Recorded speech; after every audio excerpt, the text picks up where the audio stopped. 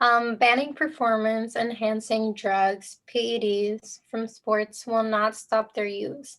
They provide too big a competitive advantage, and top athletes will do whatever it takes to gain a big competitive advantage.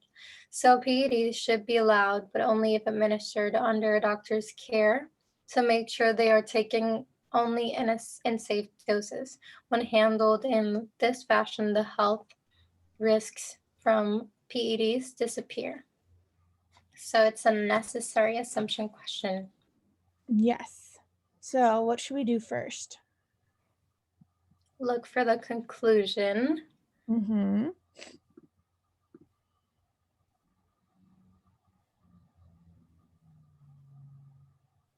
So is it the first sentence?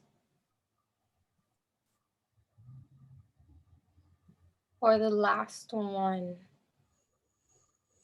Okay, so what do you think this columnist is trying to convince us of or trying to persuade us of?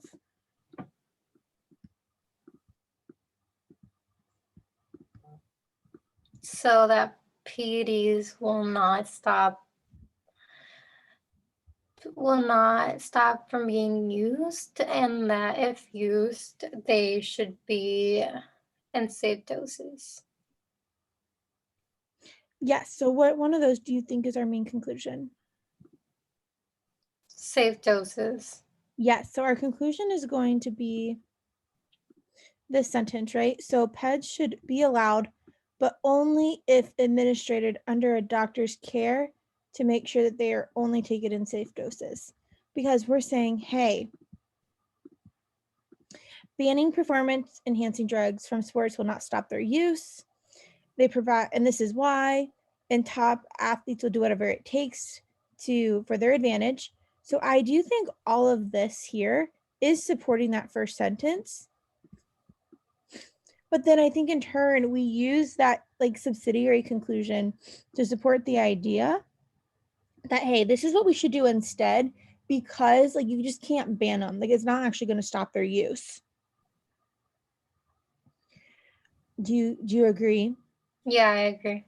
Okay, so we'll go. We know that this is a necessary assumption question, so go ahead and start with A and tell me like it, leave it, or hate it.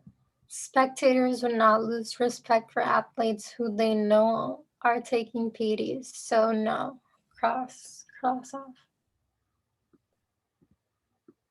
Awesome. PEDs would not improve the performance of some athlete more than others. So I don't like it either. Yeah. Does it matter if it does improve some people better than others? Does that have No. anything to do that they should be allowed in safe doses? No. Athletes do not take PEDs thinking they help performance in cases in which they do not help. So I would say that's irrelevant as well. Okay, why do you think that's irrelevant? I agree with you. I just want to know what your reasoning is.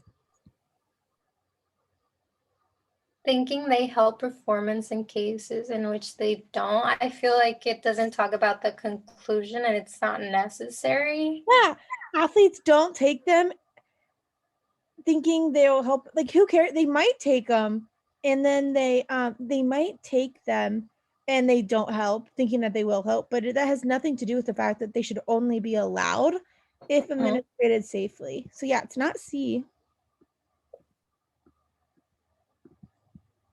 Athletes currently using PEDs cannot find doctors willing to prescribe them. I would say no as well. Yeah, does it matter that what happens? Does it have to be true that the athletes currently cannot find doctors that are willing to subscribe them?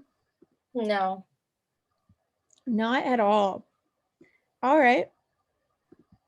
And so E, using PEDs at unsafe levels does not create a big competitive advantage over using them at safe levels. So I guess it's E. Yeah, why? Well,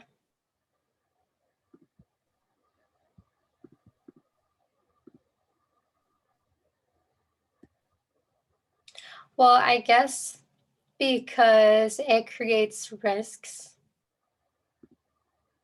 Okay, so why are they saying that banning performance enhancement drugs will not stop their use? What is our reasoning for that?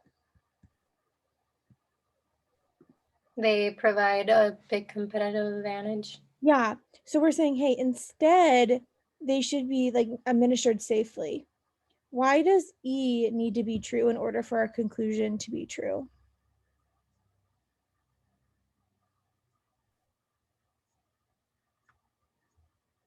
So I guess because it supports that using them at safe levels is good, and unsafe levels does not create competitive advantage. Yeah, So because what it happens should what happens if unsafe levels gives you a competitive advantage over taking them at safe levels? What are people going to do? take them unsafely. Yeah, so is that defeats our purpose of allowing them at a safe level, right? Because everybody's going to ignore it anyways. Yeah.